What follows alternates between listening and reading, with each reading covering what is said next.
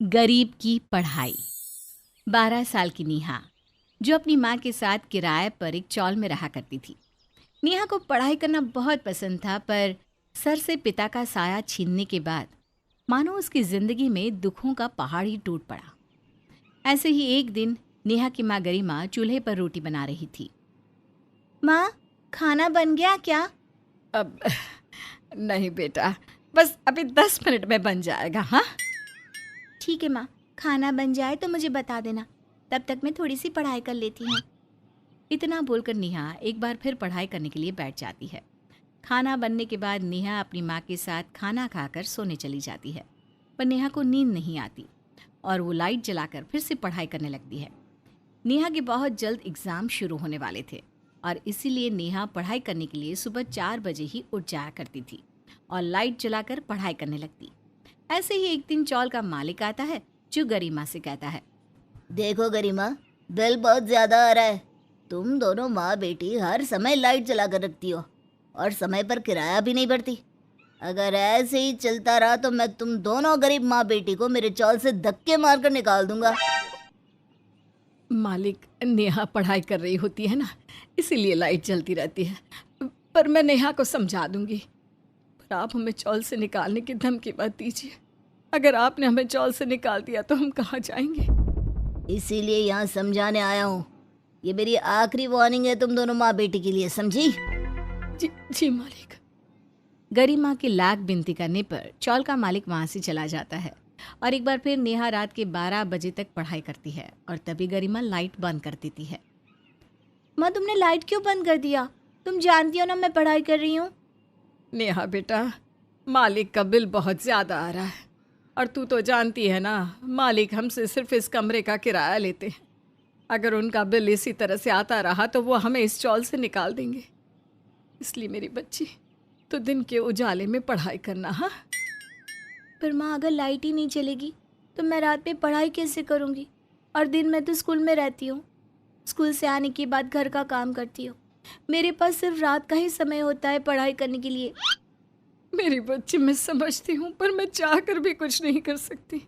हमें मालिक की बात माननी पड़ेगी, क्योंकि अगर मालिक ने हमें चॉल से निकाल दिया तो हमारे पास रहने की कोई जगह नहीं बचेगी। गरिमा के समझाने पर नेहा समझ जाती है।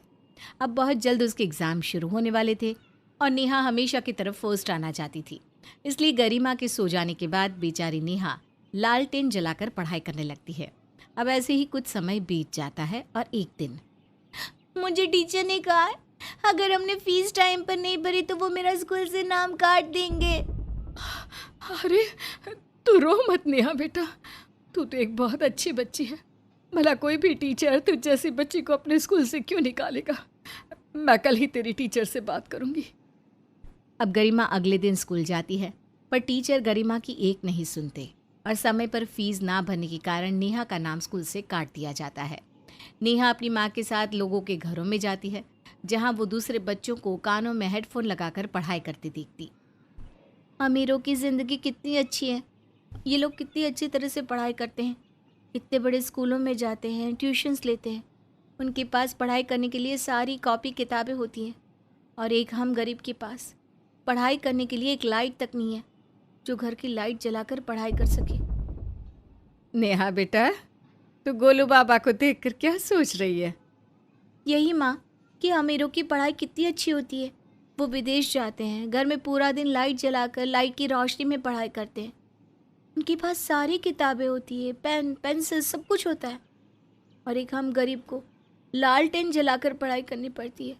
हमारे पास कॉपी किताब भी नहीं होते और ना ही फ़ोन, जो हम फ़ोन से पढ़ाई कर सके। हम गरीबों की पढ़ाई कितनी मुश्किल होती है ना माँ।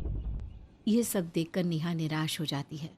अब ऐसे ही एक हफ्ता गुजर जाता है और एक दिन नेहा किसी काम से रोड पर जाती है, जहाँ वो कुछ गरीब बच्चों को नाइट क्लास लेते हुए देखती है, जहाँ एक टीचर कई सारे बच्चों को रात के समय में रोड पर पढ़ा रहे थे। अब क्या था, नेहा का भी मन करता है कि वो भी अपनी पढ़ाई शुरू करे, इसलिए वो उन बच्चों के साथ बैठ जाती है। तुम कौन हो बेटा? इस क्लास में नहीं हो क्या? आज से पहले तुम्हें कभी देखा नहीं। प्लीज़ मुझे पढ़ लेने दीजिए, मुझे पढ़ाई करना बहुत पसंद है। मेरे पापा इस दुनिया में नहीं है, मेरी माँ बिल्कुल अकेली है हम बहुत गरीब हैं, इस वजह से मेरी माँ मुझे पढ़ा नहीं पा रही। फिक्र मत करो बेटा, तुम्हें यहाँ से कोई नहीं निकालेगा। तुम यहाँ पर आराम से पढ़ सकती हो, वो भी बिना कोई फीस दिए। मैं तुम जैसे गरीब बच्चों को रोड पर पढ़ाता हूँ, इस खंबे की लाइट के नीचे। इसका मतलब अब से मैं भी हमेशा यहाँ आकर पढ़ाई कर सकती हूँ? हाँ बेटा, क्योंकि जब मैं तुम्हारी तरह छोटा था तब मुझे भी किसी ने ठीक इसी तरह से रोड पर रात को क्लासें देकर पढ़ाई करवाई, और मैं सिर्फ पेपर देने के लिए स्कूल और कॉलेज जाता था। ठीक उसी तरह से अब तुम सब भी सिर्फ पेपर देने के लिए स्कूल या कॉलेज जाओगे, बाकी मैं हूं ना तुम्हें पढ़ाने के लिए। इसलिए अब से तुम भी यहाँ आकर हमारे साथ पढ़ाई कर सकती हो। हम सब भी पूरा दिन काम करते हैं और रात में यहाँ आकर हम सर से शिक्षा प्राप्त करते हैं। अब क्या था, नेहा अपनी छूटी हुई पढ़ाई दोबारा करना चाहती थी, इसलिए वो दिन में काम करती, अपनी माँ की मदद करवाती और रात में पढ़ाई करती। दिन में काम करने से नेहा को जो भी पैसे मिलते थे, उन पैसों से अपनी कॉपी किताब लाया करती थी।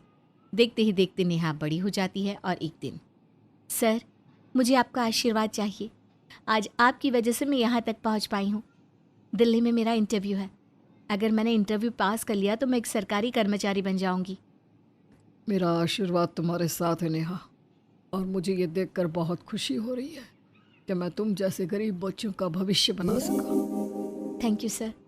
आज मैं आपसे और खुद से एक वादा करती हूँ, भले ही मेरी सरकारी नौकरी लगे या ना लगे, पर मैं आपकी तरह गरीब बच्चों को रात में रोड पर इसी तरह से शिक्षा दूंगी।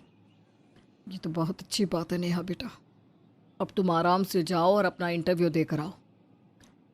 मुझे उम्मीद है कि तुम इस नौकरी को हासिल कर ही लोगे। अब नेहा सर से आशीर्वाद लेकर दिल्ली जाती है, अपना इंटरव्यू पास कर लेती है, जिसके बाद बहुत जल्द उसकी सरकारी नौकरी भी लग जाती है। वो अब दिन में ऑफिस का काम करती और रात को अपने जैसे गरीब बच्चों को रोड पर शिक्षा देती। नेहा बेटा, थोड़ा सा आराम कर लिया कर। पूरे दिन ऑफिस में काम करती है और फिर रात होते ही गरीब बच्चों को पढ़ाने के लिए चली जाती है। माँ, मैं आराम नहीं कर सकती। अगर मैंने आराम कर लिया तो न जाने कितने ही गरीब बच्चे अपनी शिक्षा प्राप्त नहीं कर पाएंगे और वो पीछे रह जाएंगे। अगर मेरे सर ने आराम किया होता तो क्या मैं आज इस मुकाम पर होती? नहीं ना माँ। गरिमा नेहा की बात समझ जाती है और उसे उसका कर्तव्य पूरा करने से नहीं रोकती, जिसके बाद नेहा इसी तरह से गरीब बच्चों को शिक्षा देती है जैसे नेहा ने अपनी शिक्षा प्राप्त करी थी।